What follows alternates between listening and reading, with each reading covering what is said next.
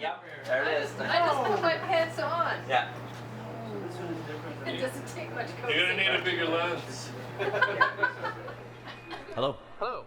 Hey. So this is the 4th episode of the Cliffhanger. Yep. What have you thought of the other films so far?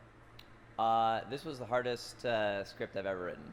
I found it really surprisingly difficult to get into a story that's already pretty well got the momentum already built up. I thought I'd be able to just pick it up and go and it'd be fine, but I had a huge amount of difficulty just trying to really delve into it. I was actually really surprised by that, in all honesty. What are the biggest challenges you've had so far with this, other than just the writing? Honestly, the writing was the hardest part, I can honestly say. But beyond that, everyone's been really surprisingly awesome at making this movie happen. For example, this is the Kitchissippi Brewery that we're in right now.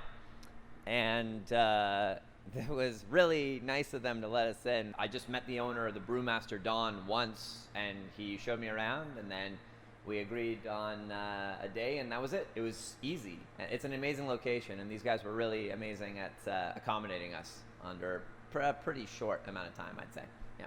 Have you had to learn anything during the Treepot challenge? First time I'd ever done a fight choreography was for 10 to 13-year-olds. So now this was my opportunity to do it for adults for the first time. So I got to do some fight choreography with Vince and Dan. That was something that is new to me, is fight choreography. That's the new thing for me, at least. Yeah. Right.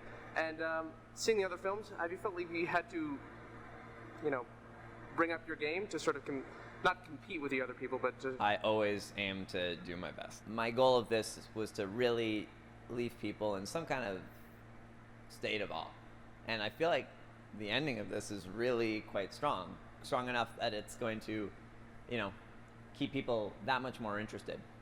I don't need to explain, but this took a long time to make this movie happen compared to the other two. Last time we saw Jules and Dan, aka Frankie and Drake, they were on a marina in the middle of the summer.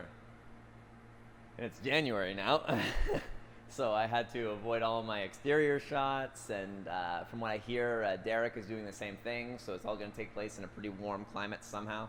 Being the penultimate episode, do you feel like you've said... Penultimate? Yes. I love that word. Would you feel that the film is now set up for the final climactic moment? I totally think that, yeah. I mean, I really think I've trimmed the fat, so to speak, and I think Derek's going to really be able to take it home. Okay, yeah. Great. Thank you so much. Super cool. Speed. Action.